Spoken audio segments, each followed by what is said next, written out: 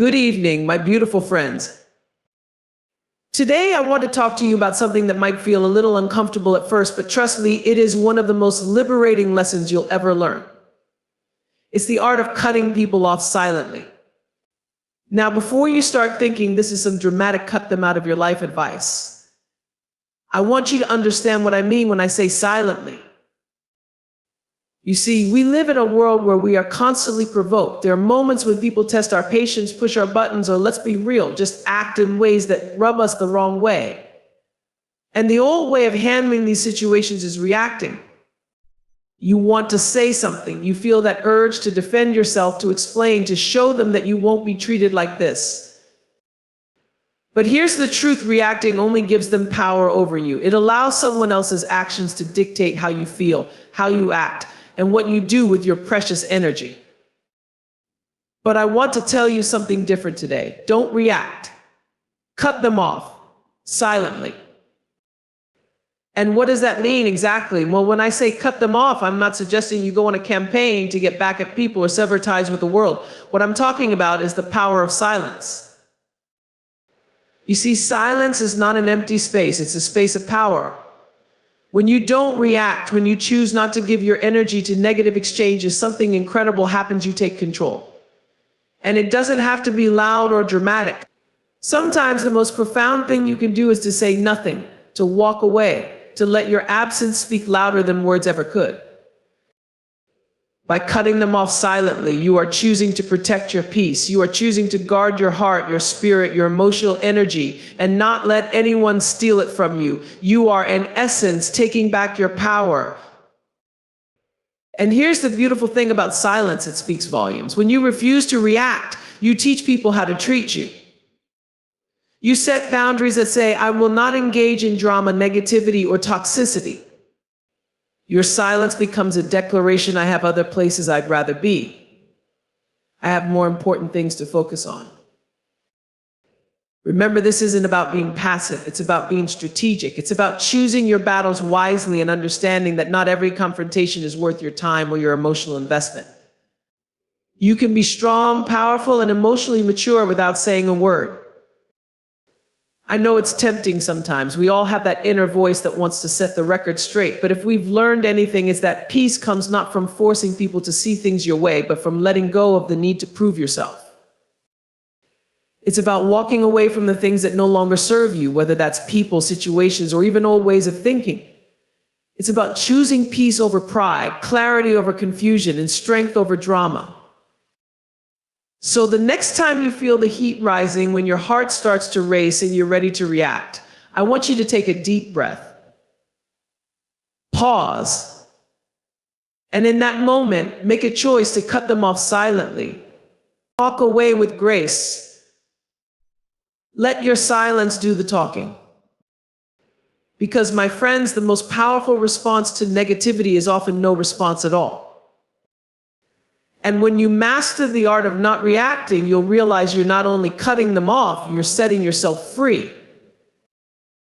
In this Oprah-style speech, the emphasis is on empowerment, emotional intelligence, and taking control of one's energy and peace while maintaining the grace and wisdom that Oprah often brings to her own messages.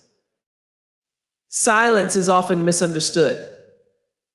In a world that's constantly loud, where we're encouraged to speak our minds, express our feelings, and assert ourselves at every turn, silence can seem like a passive choice, a weakness even.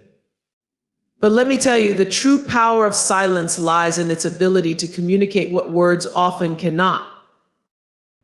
When we choose silence, we take back control.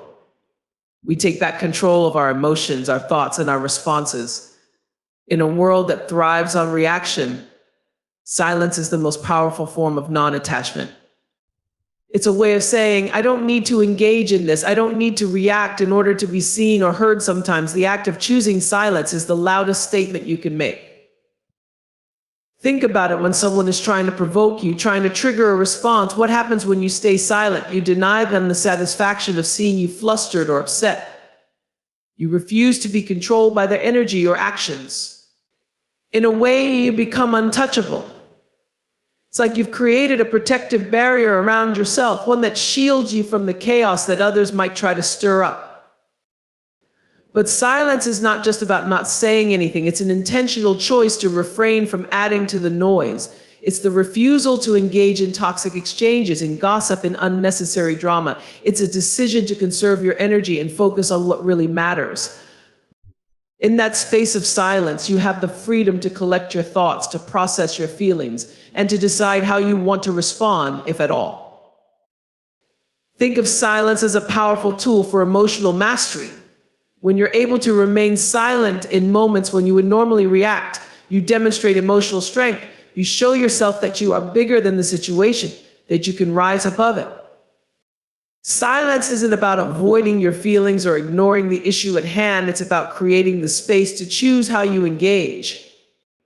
When you don't rush to react, you give yourself time to step into your highest self, to make a more conscious, thoughtful decision rather than one driven by impulsive emotions.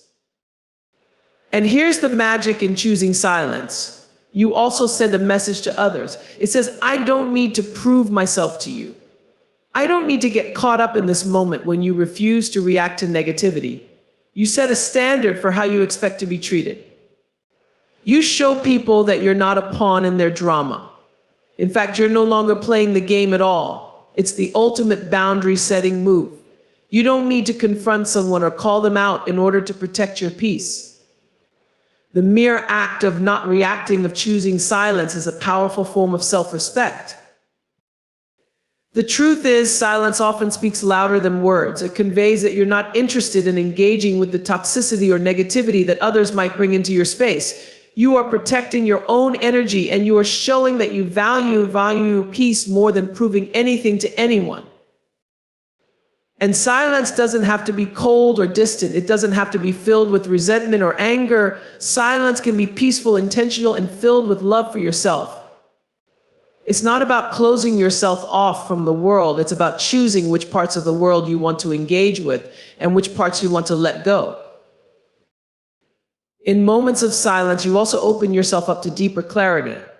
You remove the clutter of immediate emotional reactions and give yourself the space to reflect on what's really important. You might even find that when you choose silence, the solution to the issue at hand becomes clearer. Your mind clears, and suddenly you see things from a new perspective. You don't have to rush to fill the silence with words or explanations. Sometimes the quietest moments hold the most profound insights. Ultimately, silence is a way of reclaiming your power. It's not about ignoring the situation or pretending like everything is okay when it's not. It's about choosing not to let external circumstances dictate your internal peace. When you learn to master the power of silence, you create a life where you don't have to react to everything that comes your way. Instead, you can navigate life with more intention, more grace, and a deeper sense of peace. And in a world that constantly demands a reaction, there is nothing more powerful than a person who knows when to remain silent. Emotional mastery is one of the most profound and transformative skills you can develop. It's about understanding and controlling your emotions rather than being controlled by them. Emotions are powerful. They can shape our thoughts, influence our behavior, and even determine the trajectory of our lives. But the key to a fulfilling and empowered life lies in learning how to master them so that we are not reactive, but proactive in how we navigate the world. At the core of emotional mastery is self-awareness. It starts with recognizing your emotions in real time. So often we feel something but don't pause to acknowledge it, to understand where it's coming from or why it's happening. We get swept up in the current of our feelings, reacting impulsively to situations without considering the bigger picture. But when you become aware of your emotions, you create the space to choose how you respond, rather than letting your emotions dictate your actions. Mastering your emotions is not about suppressing them or pretending they don't exist. It's not about denying the anger, sadness, frustration, or fear that naturally arise in difficult moments. It's about accepting those emotions without judgment and then making a conscious choice in how to channel them. This is a crucial distinction. To be emotionally mastered is not to be emotionless, but to be emotionally intelligent. It's to understand the full range of your emotions and use them as tools to guide you, not as forces that push you around. Think of it as being the captain of your own ship. Life is a vast ocean and emotions are the waves. Sometimes the waves are calm and peaceful, and at other times they are turbulent and unpredictable. If you allow yourself to be tossed around by every wave, you'll find yourself at the mercy of external circumstances, constantly reacting, constantly trying to stay afloat. But when you take control of the ship, when you steer with intention and awareness, you can navigate through the waves without being overwhelmed by them. A powerful part of emotional mastery is recognizing that emotions are not permanent. In moments of intense feelings, whether that's anger in a confrontation, sadness after a disappointment, or anxiety about the unknown, it's easy to believe that those feelings will last forever. But they won't. Like the weather, emotions are constantly changing. By practicing emotional mastery, you can remind yourself that emotions are temporary visitors, not permanent residents. This understanding alone can help you create a sense of peace in the midst of emotional chaos, knowing that what you feel in the moment won't define you forever. Mastery also involves cultivating emotional resilience. Life is unpredictable, and not every day will be easy. We will face setbacks, disappointments, and challenges. But emotional mastery means not allowing those challenges to knock us off course for too long. It means developing the strength to move through adversity without getting stuck in negativity or despair. It means being able to acknowledge pain without letting it consume you, to feel hurt but not allow it to define your worth. One of the most empowering aspects of emotional mastery is that it gives you the ability to break the cycle of reactive behavior. When we don't have emotional mastery, we are at the mercy of our impulses. Someone might say something hurtful and we lash out in defense. A stressful situation might arise and we feel overwhelmed with anxiety or frustration. But when we practice emotional mastery, we recognize those triggers and decide not to react immediately.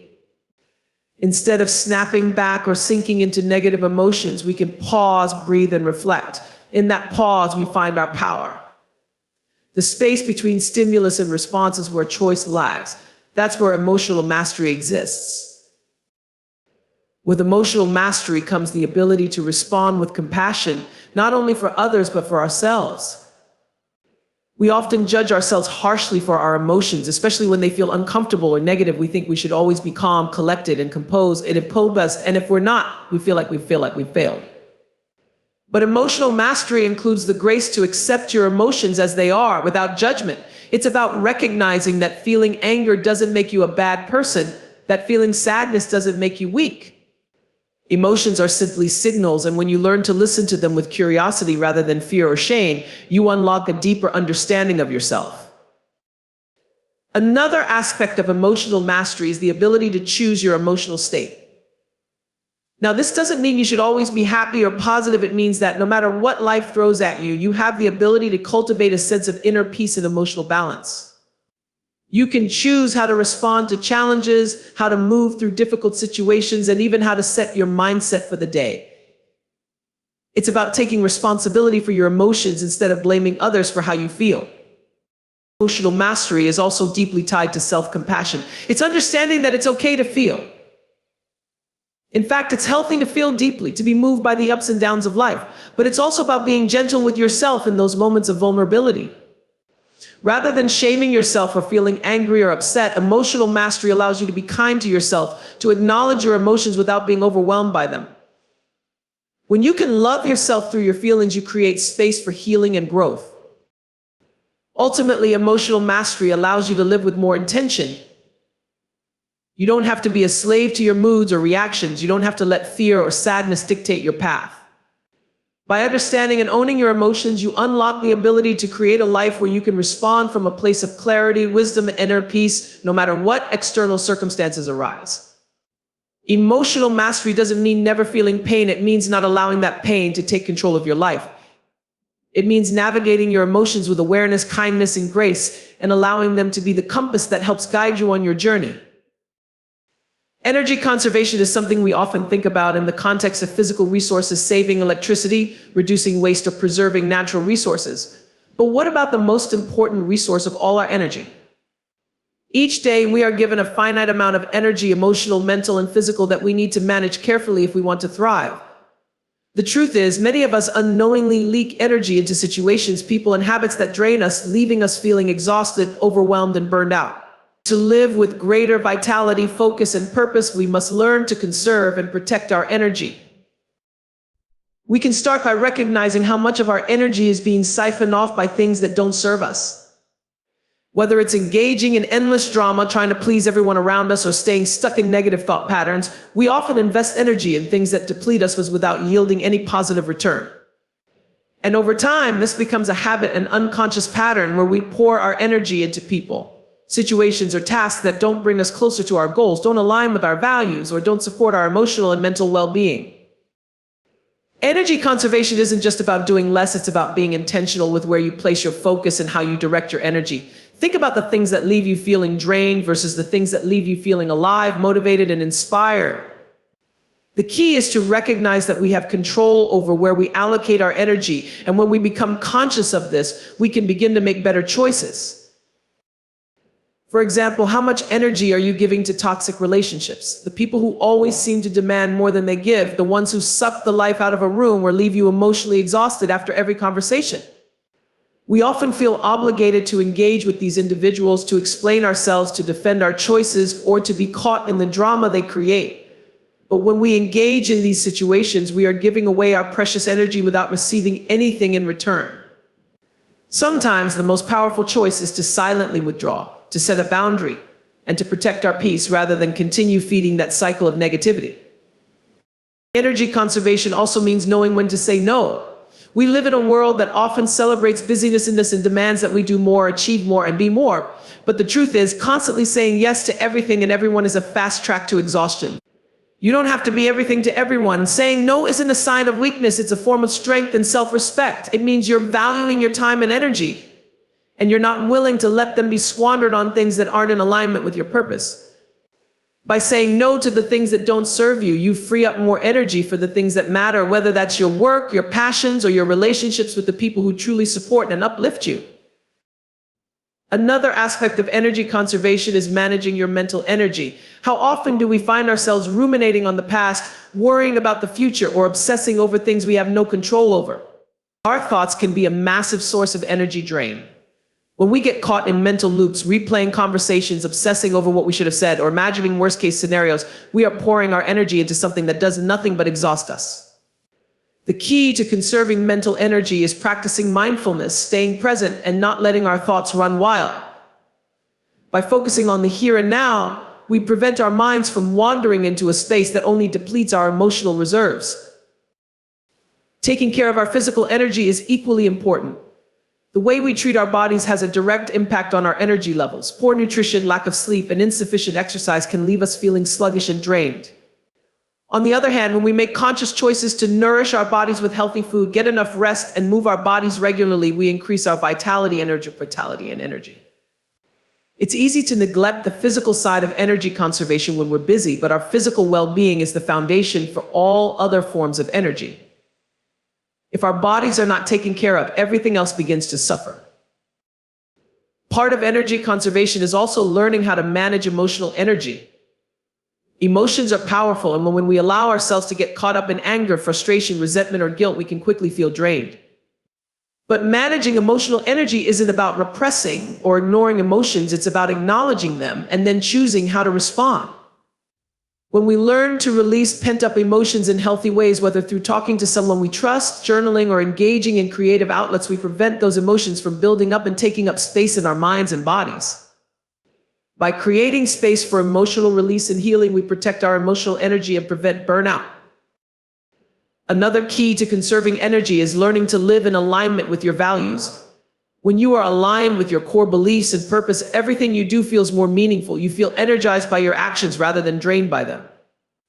It's easy to get caught up in obligations or activities that don't serve your greater purpose, but when you focus on what truly matters, you'll find that you're more energized, more focused, and more productive. Aligning your life with your values means that you're not wasting energy on things that feel inauthentic or out of sync with who you are. Instead, you are giving energy to the things that bring you joy, fulfillment, and a sense of purpose. Energy conservation also involves taking regular time to recharge. In our fast-paced world, we often overlook the need for rest and recovery. But just like any other resource, your energy needs to be replenished. Taking time for yourself, whether it's through meditation, nature walks, spending time with loved ones, or simply doing nothing, is essential for maintaining balance and staying energized. Burnout doesn't happen overnight. It's a gradual depletion that occurs when we ignore our need for rest and relaxation. By intentionally creating space for restoration, we prevent that burnout and ensure that we can continue giving our best to the things that matter most. In the end, conserving energy isn't about doing less, it's about doing what truly matters with more focus and intention. It's about becoming conscious of where your energy is going, choosing to invest it in what aligns with your values, and being mindful of how to protect your inner resources. When you learn to conserve your energy, you increase your capacity for joy, productivity, and fulfillment. You create a life that is not driven by constant depletion, but one that is fueled by conscious choices, self-awareness, and a deep respect for your own vitality. Letting go of toxicity is one of the most freeing and transformative acts you can undertake in your life. Toxicity can come in many forms: negative people, unhealthy environments, draining relationships, and even the internal narratives we create about ourselves. Often, we don't realize how deeply toxicity impacts us until we take a step back and notice how much energy it consumes, how much it clouds our judgment, or how much it affects our mental and emotional well-being. The first step in letting go of toxicity is recognizing it. We may find ourselves surrounded by people who criticize us, belittle our dreams, or project their negativity onto us. These relationships may have started as ones that brought joy or comfort, but over time, they become sources of stress and unhappiness. Toxic relationships often operate in cycles where one person's behavior drains the life force of the other, leaving them feeling anxious, unappreciated, or even fearful. Sometimes we ignore these red flags because we feel obligated to maintain these connections, or we fear the consequences of walking away. But the longer we stay, the more we give away our power and peace. Letting go of toxicity doesn't always require grand gestures or dramatic confrontations. In many cases, it's about shifting your focus, setting boundaries, and choosing to stop engaging with that energy. It can be as simple as refusing to participate in a conversation that undermines your sense of worth, or withdrawing from situations that leave you feeling diminished. It's about choosing your peace over other people's chaos. The process of releasing toxic influences also involves releasing our attachment to the outcome. Often we stay in toxic situations because we want them to change, we want the person to apologize, to recognize the harm they've caused, or to suddenly treat us with respect and kindness.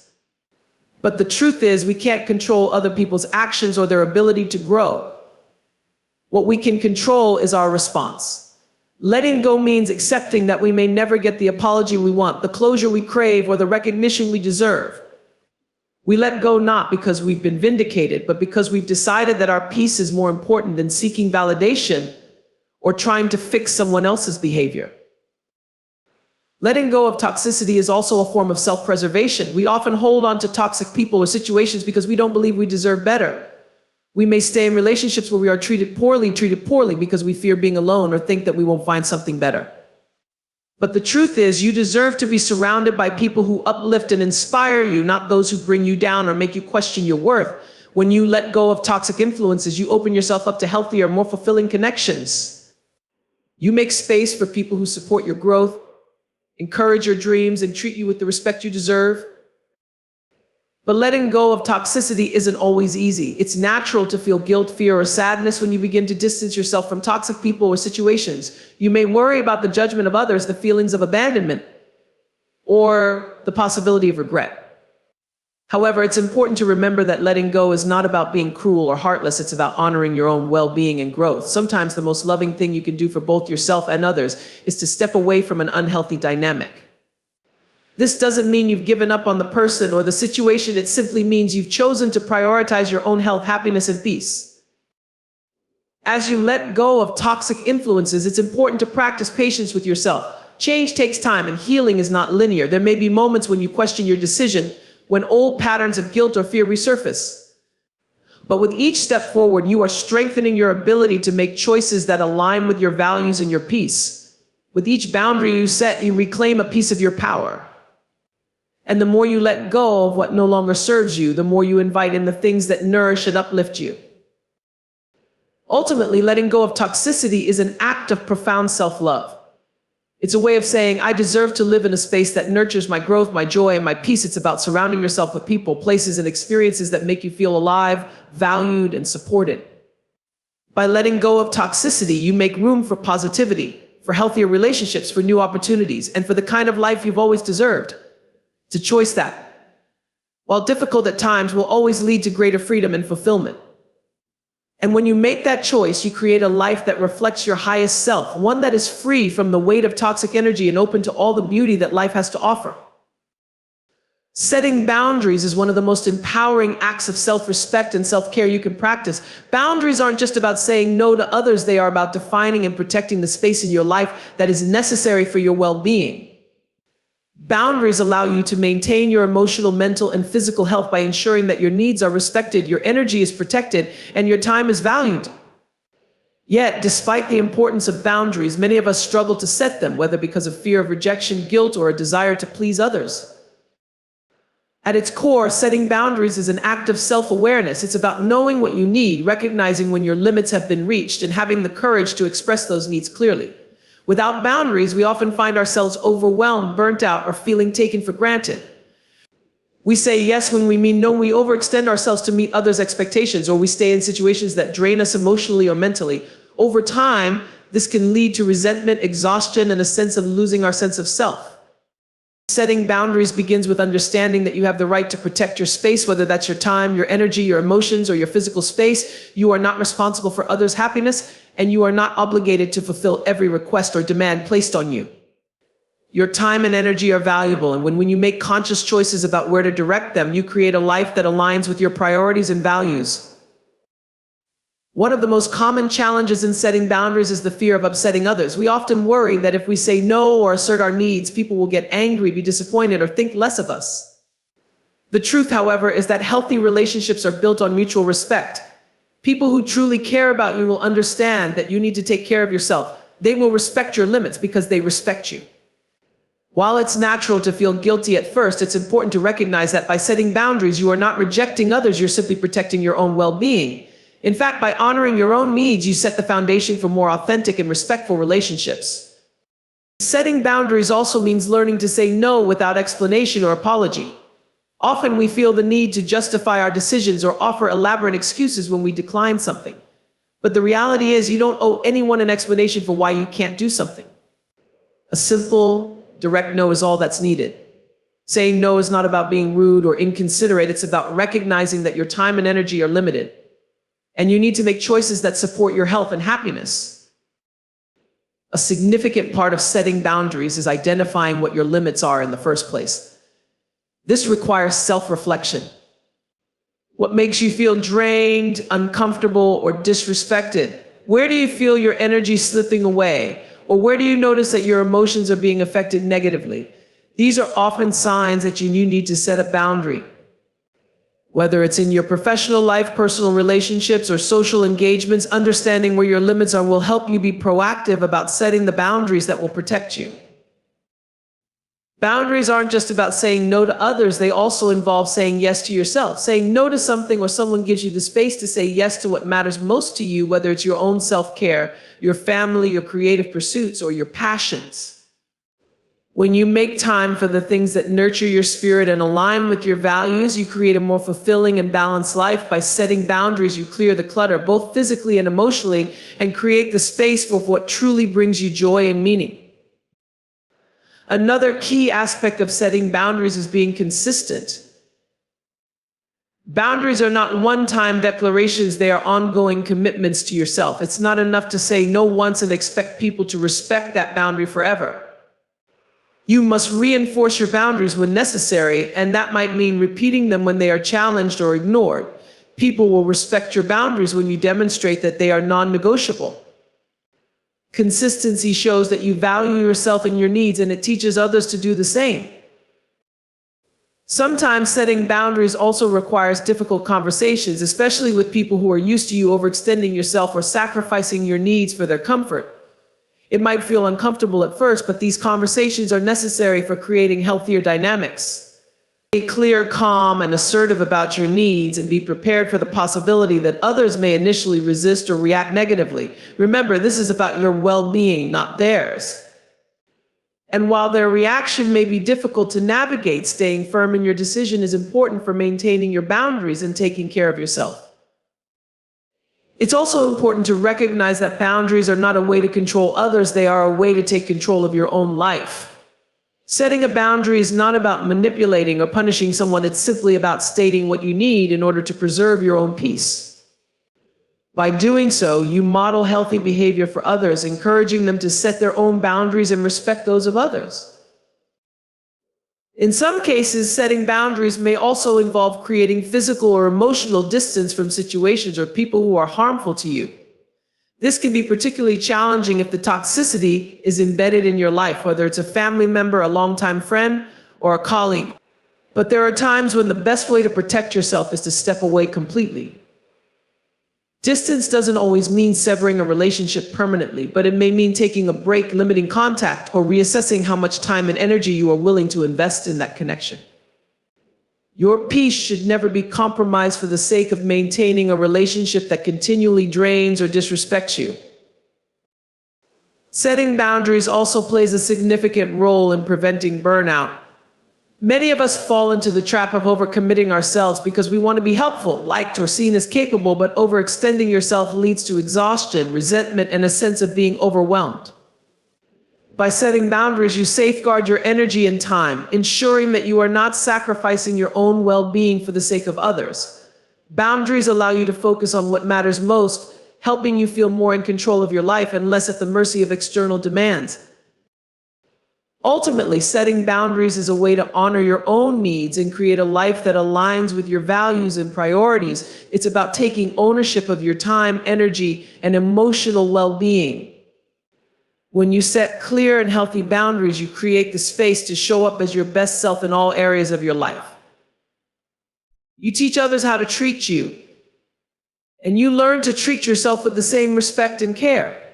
Boundaries are a declaration that you matter, that your needs are important, and that your peace is non-negotiable. The decision to walk away often comes after long periods of discomfort, doubt, and internal struggle. It's never easy to let go, especially when you've invested time, energy, or emotions into something or someone. Whether it's a relationship that has turned unhealthy, a job that drains your spirit, or a situation that no longer serves your growth, there's always a moment when you realize that staying is more detrimental than leaving. It's in that moment when you gather the strength to step away that you make a profound declaration to yourself: you are worthy of more.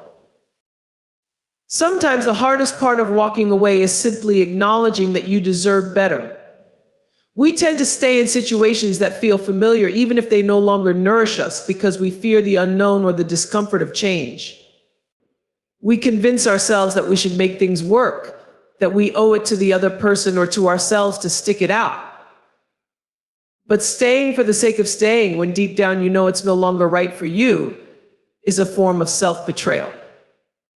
Walking away is an act of reclaiming your power, of choosing not to settle for less than what you deserve. It's about prioritizing your peace, your well-being, and your future over the fear of letting go. When you choose to walk away, you free yourself from the weight of emotional or mental burdens that have been holding you back. Often we become so entangled in the struggles of a relationship or situation that we forget what it feels like to breathe freely, to feel light, or to feel inspired. Walking away allows you to release the pressure, the anxiety, and the stress that have been draining you. It gives you the space to heal, to rediscover your own strength, and to begin the process of rebuilding yourself stronger, wiser, and more in tune with your needs. It takes a certain kind of bravery to leave behind what is familiar, especially when there is uncertainty ahead. The fear of the unknown often keeps us tethered to unhealthy situations. We may worry that we won't find anything better, or that the future will be lonely or difficult. But when you walk away from what no longer serves you, you create the possibility for something better. You open the door to new opportunities, new experiences, and new people who are in alignment with who you are becoming. You give yourself the opportunity to grow, to evolve, and to meet the person you're meant to be without the limitations of the past holding you back. Walking away isn't always about cutting ties permanently. Sometimes it's about creating distance to give yourself room to breathe, to heal, and to gain perspective. It's about recognizing when the situation is taking more from you than it's giving, and choosing to step back until you can regain your sense of balance and clarity. In many cases, walking away doesn't mean closing the door entirely. It means stepping away from a toxic dynamic and leaving open the possibility for healthier, more fulfilling interactions in the future. There is a misconception that walking away is a sign of failure, but in truth, it is an act of wisdom. It's about recognizing that not every battle is yours to fight, and not every relationship or situation is worth preserving. Sometimes walking away is the bravest thing you can do because it requires you to face your fears head on. It requires you to accept that there are things outside of your control, that not all relationships are meant to last, and that growth often requires letting go. When you walk away, you acknowledge that you have the strength to move on, to build something better, and to create the life you truly deserve. The strength in walking away also lies in the fact that it is a choice made from a place of clarity and self-respect. It's about refusing to settle for less than you deserve and being willing to stand in your truth no matter how difficult or uncomfortable it might be. The decision to walk away is not made out of bitterness or anger. It's made out of self-awareness and the understanding that staying in a situation that no longer serves you is simply not worth the cost. When you walk away, you are choosing to honor your own needs, to protect your energy, and to invest in your own well-being rather than remaining trapped in something that is holding you back. In some cases, the act of walking away may be the first step in finding your voice, in asserting your boundaries, and in learning to trust yourself. The more you practice walking away from situations that no longer serve you, the more confident you become in your ability to make difficult decisions and trust your intuition. You realize that you are capable of navigating the challenges of life and that you don't have to remain stuck in situations that are causing you harm. The strength to walk away is the strength to move forward, to embrace new possibilities, and to create a life that feels authentic and true to who you are. Ultimately, walking away is not a sign of weakness, it is a sign of incredible strength. It is the strength to honor your own worth, to recognize when something is no longer right for you, and to make the bold decision to let go. It is the courage to face the unknown, the clarity to make tough decisions, and the wisdom to know when it's time to walk away. In doing so, you create space for healing, growth, and transformation. You give yourself the freedom to embrace new opportunities, to step into your fullest potential, and to live a life that is aligned with your highest self. And that is where true strength lies. The power of non-reaction is one of the most understated yet profound skills we can cultivate in our lives. In a world that constantly demands a response, reaction, or opinion, learning to remain calm, composed, and non-reactive is not only an act of emotional mastery, but also one of deep inner strength. Non-reaction isn't about indifference or avoidance, it's about choosing to respond with intentionality rather than allowing emotions, external circumstances, or provocations to dictate your behavior. It's about maintaining your inner peace regardless of the chaos around you. When we react impulsively, we often give away our power. Our emotions take the lead, and in that moment, we become a slave to our reactions. Whether it's anger, frustration, fear, or even excitement, these knee-jerk responses can cloud our judgment and lead us to say or do things we later regret. Reacting without thought can also escalate conflicts, create unnecessary tension, and damage relationships. The moment we let external events or people dictate how we feel or behave, we relinquish control of our own emotional state. Non-reaction, on the other hand, is the conscious choice to pause, breathe, and respond from a place of awareness and clarity. One of the most powerful aspects of non-reaction is that it allows us to detach from the emotional charge of a situation. Instead of becoming enmeshed in the drama or chaos unfolding, we create a buffer, a space between stimulus and response. In this space, we can reflect, assess the situation, and decide how we want to engage. This is especially important in emotionally charged situations, where our initial response may be driven by anger, fear, or hurt. By choosing not to react immediately, we give ourselves the opportunity to reflect on whether the situation warrants a response at all, or whether it would be more beneficial to let it pass. Non-reaction also allows us to preserve our energy. Every time we react, especially from a place of heightened emotion, we expend energy, emotional, mental, and sometimes even physical. This constant cycle of reaction can leave us feeling drained, stressed, and exhausted. By choosing non-reaction, we conserve our energy, ensuring that we only invest it where it truly matters. This is a form of emotional self-care where we prioritize our peace over engaging in unnecessary conflict or drama. The power of non-reaction is particularly transformative in relationships. We all encounter people who try to provoke us, criticize us, or challenge our beliefs. It's easy to feel defensive or to react in kind, but engaging in these cycles of conflict rarely leads to resolution. When we choose non-reaction, we set boundaries and maintain our sense of self. We no longer allow other people's words or behaviors to define us. Instead, we choose to rise above, to observe without judgment, and to disengage from toxic dynamics. This doesn't mean we tolerate mistreatment. Rather, we choose to disengage emotionally and mentally from the provocation, preserving our inner calm and peace. Over time, as we practice non-reaction, we build emotional resilience. We become less dependent on external circumstances to dictate our emotional state.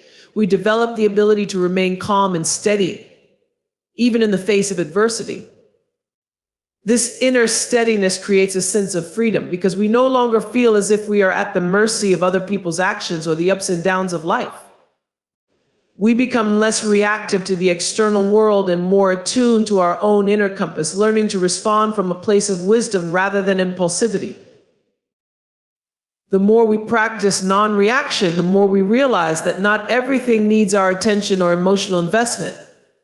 Many of the things we react to are fleeting, passing comments, temporary frustrations, or situations that don't truly affect our long-term well-being. By learning to detach from these inconsequential moments, we conserve our emotional resources for the things that truly matter. We stop investing energy into things that don't serve us and instead focus on what brings us peace, joy, and fulfillment. The process of cultivating inner peace over time involves learning to trust yourself and your own judgment. You begin to prioritize your own needs, desires, and emotional well-being above the need to be liked, praised, or accepted by others. This doesn't mean you stop caring about the opinions of others entirely, but it means you no longer allow their judgments to dictate your sense of self-worth. You no longer look outside of yourself to fill an internal void. Instead, you nurture yourself from within, learning to listen to your own voice, trust your intuition, and honor your own truth. Inner peace requires a deep level of self-acceptance. It's about recognizing that you are worthy, not because of what others think of you, but simply because you exist. It's about letting go of the belief that you need to constantly prove your worth through accomplishments, appearances, or approval. When you accept yourself fully, flaws, imperfections, and all, you free yourself from the exhausting pursuit of validation. You realize that you are enough as you are, and that your inherent worth does not depend on meeting external standards. Ultimately, choosing inner peace over external validation is a choice to live with authenticity, self-respect, and unwavering self-worth. It's a choice to stop letting the outside world dictate your internal experience and to start defining your own sense of value. The more you choose to prioritize your own peace, the less power others' opinions have over you. You begin to experience a profound sense of freedom, contentment, and joy that comes from knowing that you are whole, complete, and worthy exactly as you are. When you stop seeking validation from others, you open the door to a life that is led by your own truth, your own purpose, and your own inner peace. And that is where true fulfillment lies. Choosing self-respect over ego is a powerful and transformative decision that requires deep self-awareness and emotional maturity. The ego, in its essence, is the part of us that is concerned with external validation, status, and the need to be right. It thrives on comparison, judgment, and seeking approval from others. In contrast, self-respect is rooted in a quiet confidence that comes from knowing and honoring who we truly are, independent of the external world. It is about recognizing our inherent worth and choosing to act in ways that align with our values, even when our ego may try to pull us in a different direction. On the other hand, self-respect is about honoring your own truth, maintaining your dignity, and living in alignment with your values, no matter how others perceive you. It's a deeper, more grounded sense of self-worth that doesn't depend on external applause or validation. Self-respect is the foundation of emotional maturity. It allows us to act from a place of integrity, humility, and authenticity.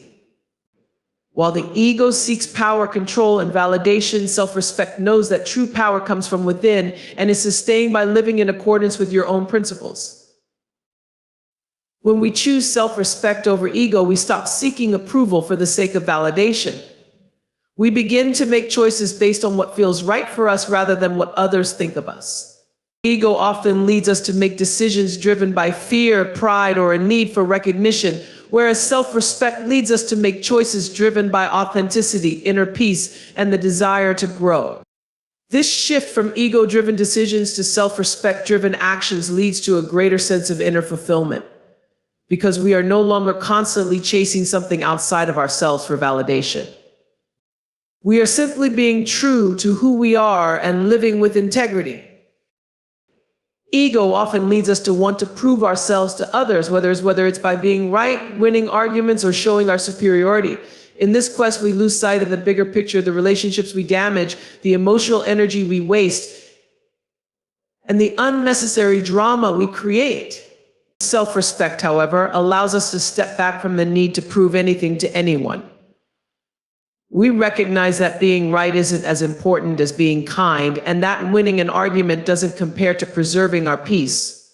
Self-respect allows us to hold our ground when necessary, but does not require us to constantly seek validation by dominating others in conversation, competing for attention, or asserting our superiority. Choosing self-respect over ego also means being able to apologize when we are wrong without feeling like it diminishes us. The ego struggles with vulnerability, often preventing us from admitting our mistakes for fear of looking weak or imperfect. But self-respect allows us to acknowledge when we've made an error, to apologize sincerely, and to learn from it. This willingness to be humble and accountable doesn't make us smaller, it makes us stronger and more resilient. It's through self-respect that we realize true strength lies in owning our mistakes, not in defending an inflated sense of self. Living with self-respect also means practicing compassion for ourselves. The ego can be incredibly harsh, constantly criticizing, judging, and comparing us to others. But self-respect is rooted in self-compassion, where we recognize our humanity and forgive ourselves for not being perfect. Instead of beating ourselves up for every shortcoming, we offer ourselves understanding and kindness. This self-compassion allows us to grow and evolve without the weight of self-criticism holding us back. It gives us the permission to move forward with confidence, knowing that our worth isn't defined by any past failures or perceived flaws. Ultimately, the choice between self-respect and ego is a choice between inner peace and constant struggle. Ego constantly wants to be validated, to be praised, and to be admired, but in doing so, it creates tension, conflict, and a sense of emptiness when those desires are unmet. Self-respect, however, provides a deep sense of inner calm, knowing that we are enough as we are without needing anyone else's approval. When we choose self-respect over ego, we reclaim our power, our peace, and our authenticity. We stop living for the applause of others and start living for ourselves, aligning our actions with our deepest values, and in doing so, we create a life of fulfillment and joy that is grounded in self-acceptance and true inner strength. Taking control of your life also means mastering your mindset. Our thoughts have the power to shape our reality, and if we allow negative or limiting beliefs to dominate our minds, we will inevitably limit our potential. Taking control involves training your mind to focus on possibility, growth, and resilience. It's about cultivating a mindset that is solution-oriented and forward-focused rather than one that is bogged down by fear, self-doubt, or regret.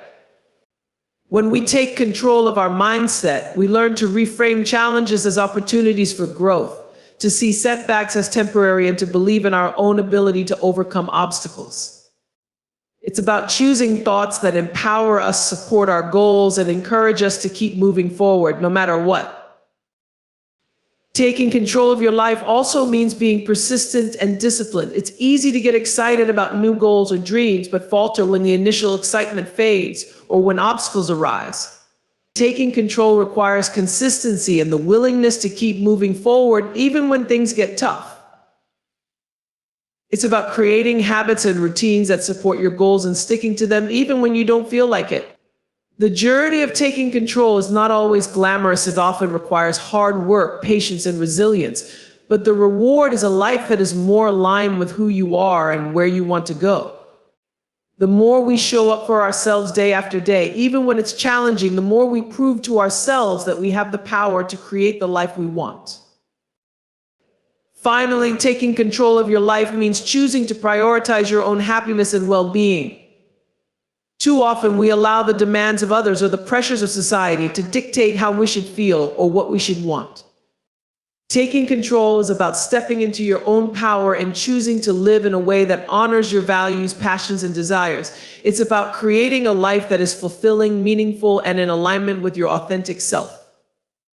When you take control, you stop waiting for things to change and start making the changes you want to see in your own life. In the end, taking control of your life is an ongoing process, one that requires awareness, courage, and a commitment to living with intention. It is about taking full responsibility for your own happiness, growth, and success, and realizing that you have the power to create the life you want. The moment you step into that power is the moment you begin to truly live unapologetically and authentically according to your own terms.